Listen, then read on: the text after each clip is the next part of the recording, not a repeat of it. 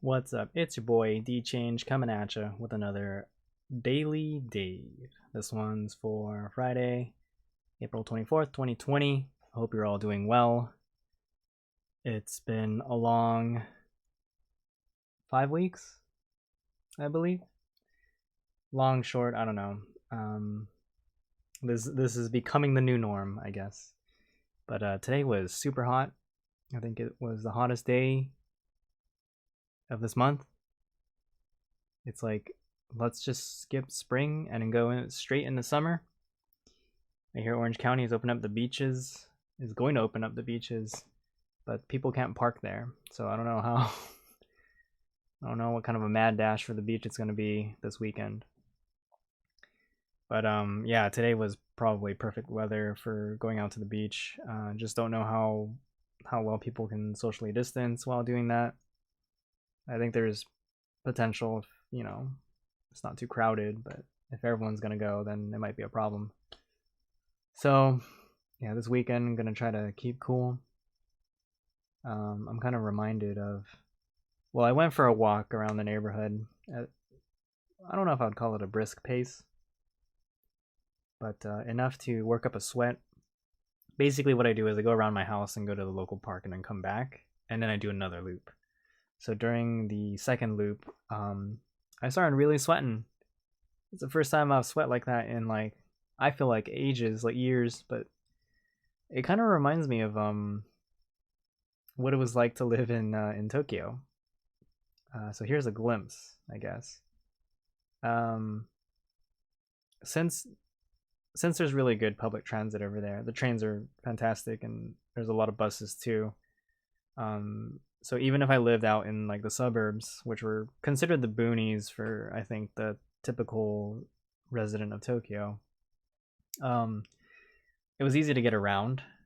It was easy to get into the city and kind of get to the main places you wanted to be. But after, once you go further out and then you're kind of in an area where you need to figure out how to get to a place locally, then you're just on your feet. And so clearly I picked up walking a lot in Tokyo. I definitely saw the importance of good shoes, of taking care of the shoes, having breathable shoes, comfort, all that jazz, and dressing appropriately. Dressing so that you would be good for hot weather situations and cold weather situations. So what I mean by that is if you leave in the morning and it's pretty chilly out, you put on the jacket.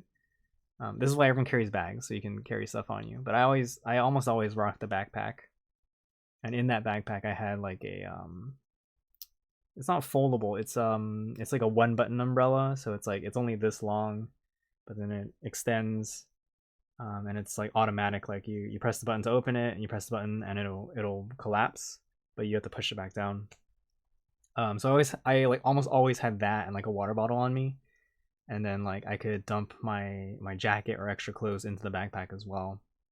And so in the middle of the day it would get kind of hot, so then you take off the jacket, and then if you stay out past sunset, then it can start getting cold again. So then you bring the jacket back out, and yeah, so you just had to be I felt like you had to be more prepared. Whereas here in Southern California, we're always driving, so it's easy to just stash stuff in your car, and you can run to your car to grab it.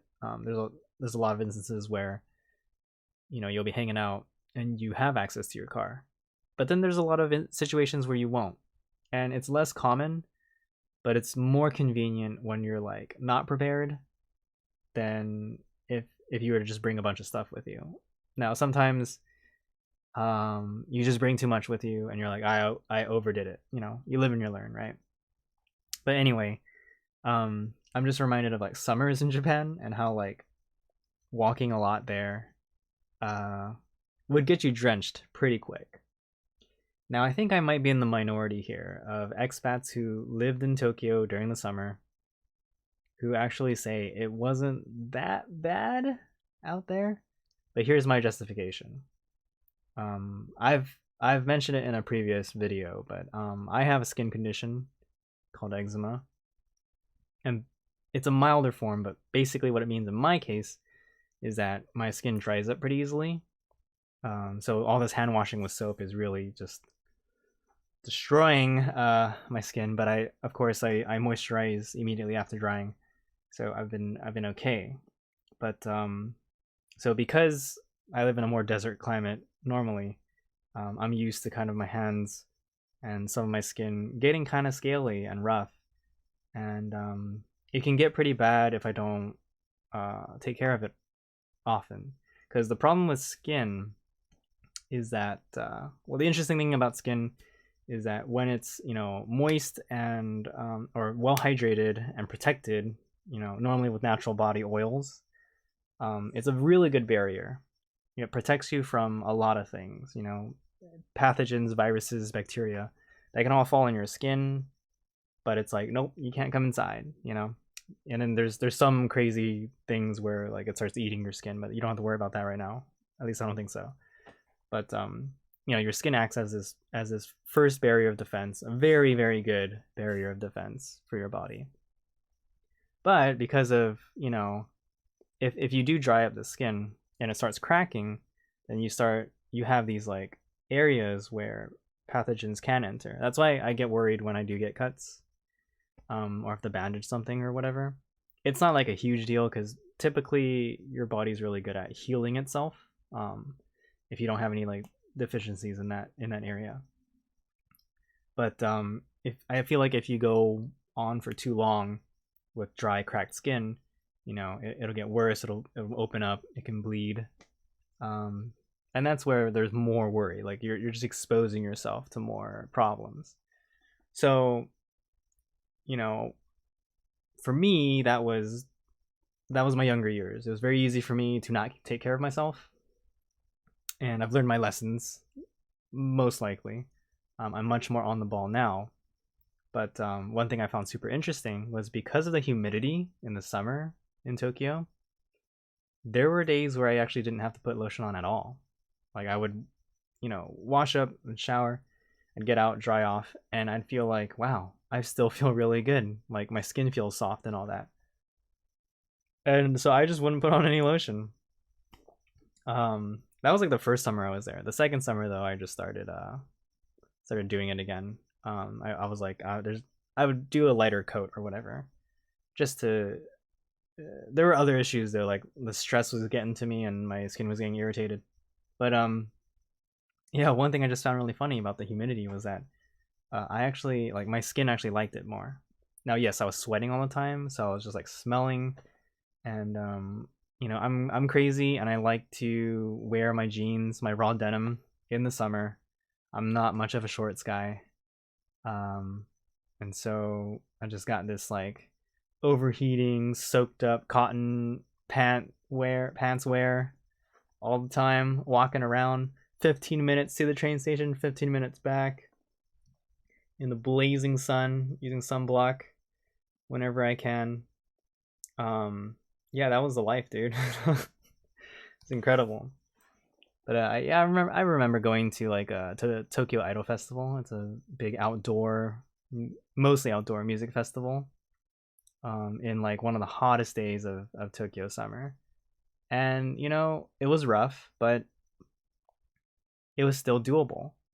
Now I'm not gonna say that like, you know, summer and hot heat is like not a problem, because yeah, there have been times where I felt like lightheaded, either due to dehydration or too, you know, just being in the sun for too long and stuff like that.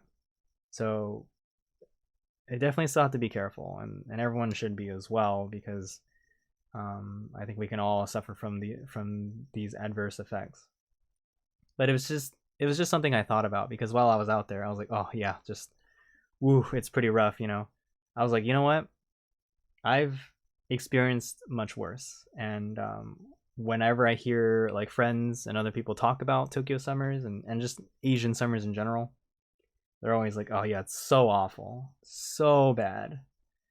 And I'm willing to see it as like, you know, it's not that bad, you know. But that's just me. Maybe I'm just a more tropical dude. Uh if you think about it, like my family does come from a more traditionally tropical geographical area, so I'm totally okay with that. And you know, I have a friend in Tokyo who's from Indonesia, and he was like, "Oh yeah, I love the heat, dude. You know, it's just like back home." I'm like, "All right, you know, it's cool." Yeah, there are some of us out there that enjoy like hotter heats a little bit more. It's just that for me, a lot of times here, maybe the humidity isn't like that great. What is it now? It's 45%. Whatever. I have like a humidity thing over there. Um, but yeah, like I don't know. Maybe I wouldn't wish for like super humid weather here, but sometimes I feel like if we could bump it up a little bit, that'd be real nice. But whatever, I'll take what I can get. I do look forward to the day I can go to like a Natsumatsuri, a summer festival in Japan again. I think those are relatively fun. Um, yeah, I know most people don't like the whole weather aspect of it, but I'm just like, hey man, like all the fun is in the summer. Like a lot of the events and stuff, I'm willing to brave the weather. I understand that spring and fall are better, but you know, sometimes you plan trips based on events and things you want to do rather than the seasons necessarily. So just a thing to consider, and just a random thought I had, I guess, while I was out and about. Well, not really out and about, just walking, just trying to get my body moving again. You know, yeah. So much sitting and so much like my neck. Ugh. The I mean, it again. It's not a big deal necessarily, considering all things considered, but yeah, man, just I haven't had a haircut in like 2.5 months or something like that, or 2 months, 2 months and change. Um, I haven't like gone to like the spa or gotten a massage in a while, and I'm just like, damn, dude, I could really, I could really use some of that right about now. Um, Even with my new setup, trying to make things more ergonomic, I still feel like my neck is suffering. My back is okay. My chair has been great, so that's fine. But anyway, I hope it's not. I hope it's not too bad tomorrow and Sunday. I hope the heat isn't like so crazy. Because we do have the habit here of not turning on the AC until it's really bad. So, and also I have the hottest room in the house, purely because I've got this gaming computer shooting out so much heat. So arguably it is my fault, but you know what? Whatever, dude. It's this is the price I have to pay. So anyway, I hope you enjoyed today's rambling and incoherent messages. Thanks for joining me. I will see you in the next one. Peace out.